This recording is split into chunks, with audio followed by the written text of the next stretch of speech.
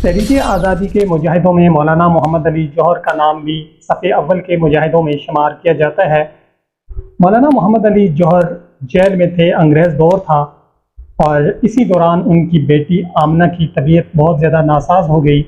और जब मौलाना मोहम्मद अली जौहर को पता चला, इसी दौरान अंग्रेज़ की जानिब से भी उन्हें पेशकश की गई, उनसे डील करने की कोशिश की गई कि देखें, एक तरफ आपकी बेटी है और दूसरी तरफ आप तहरीक के लिए काम कर रहे हैं, छोड़ें जाए, अपनी ऐश की ज़िंदगी गुजारें। तो ये वो लम्हा था कि जब लोग डील करके लंदन चले जाते हैं, लोग डील करके दुबई निकल देते हैं और लोग डील करके सऊदीया निकल जाते हैं, लेकिन मोहम्मद अली जौहर ने ऐसा नहीं किया।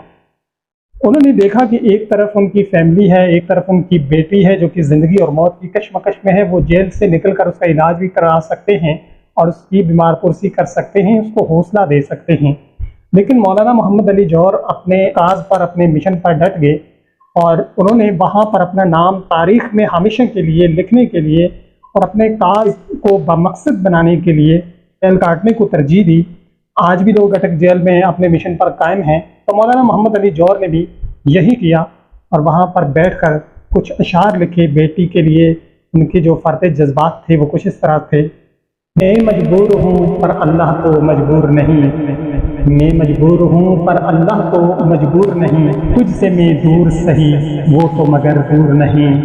तेरी सेहत हमें मतलूब है लेकिन उसको, तेरी सेहत हमें मतलूब है लेकिन उसको नहीं मंजूर, तो हमको भी मंजूर नहीं।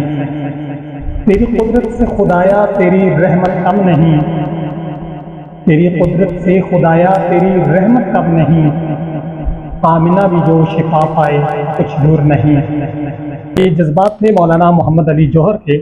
और उसके बाद उनकी बेटी की वफ़ात हो गई और बड़ा ही जालिम था अंग्रेज़, लेकिन अंग्रेज़ ने फिर भी 3 दिन के लिए मौलाना मोहम्मद अली जौहर को तदफीन के मराइल मुकम्मल करने के लिए और फैमिली के साथ गुजारने के लिए दिए। बहुत जालिम था अंग्रेज़। लेकिन हमने देखा कि लाहौर में एक वालिद को पहले गिरफ़्तार किया जाता है एक जेली मुकदमे के अंदर, और फिर उसके बाद जब उसी के गम में, उसी वजह से उसका बच्चा जो है दिमागी तौर पर बहुत ज़्यादा उसकी तबीयत ख़राब हो जाती है, तो फिर उसकी उसी बीमारी के अंदर डेथ भी हो जाती है।